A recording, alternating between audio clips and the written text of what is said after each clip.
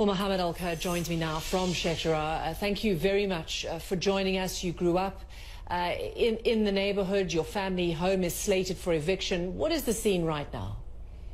Well, thank you so much for having me. To start, it's not really an eviction. It's forced ethnic displacement, to be accurate, because an eviction implies legal authority.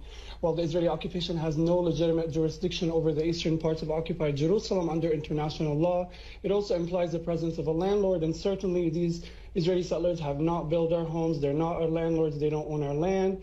And thirdly, eviction does not imply the hundreds and hundreds of heavily armed police and army and settlers colluding, blowing up your doors, throwing your children from your windows, and using brute force to throw you out in the street and assaulting and arrest you should you resist.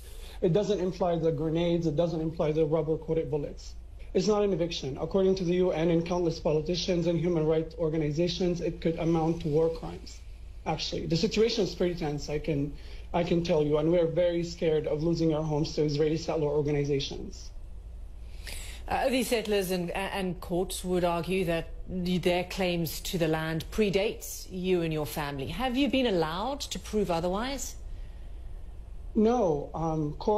The Israeli occupation courts take their documents without verification, without authentication or challenge, whereas our documents will not be looked at.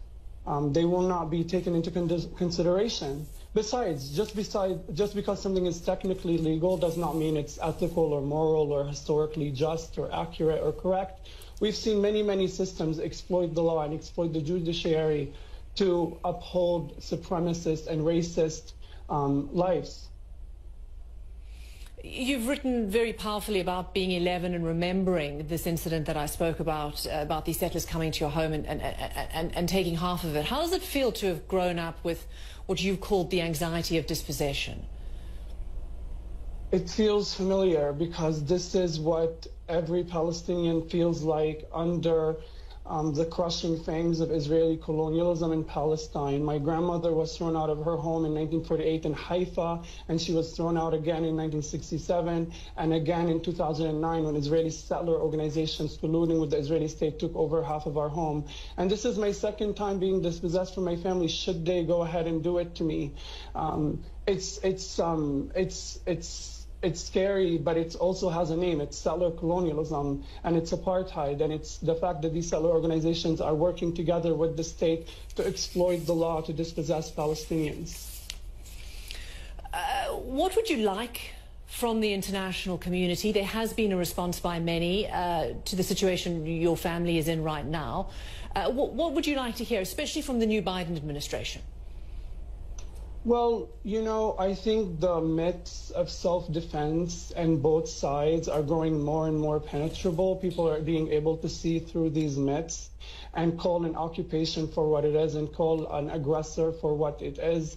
And this is what we're going under, what we're facing in Sheikh Jarrah, in Jerusalem, in the Gaza Strip, in Lid, is colonial violence. And it's only allowed because both the state and the settlers know they have impunity. The settlers are emboldened by an apartheid state that allows them to open carry in Palestinian neighborhoods.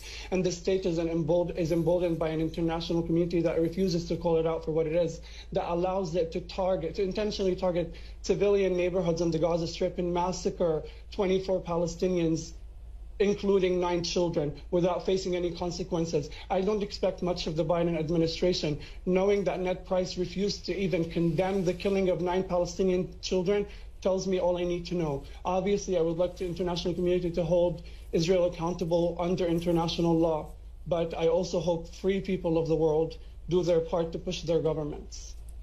Do you support the protests, the violent protests that have erupted in solidarity with you and other families in your position right now? Do you support the violent dispossession of me and my family? I'm just asking if you support the protests that are taking place in support of your family.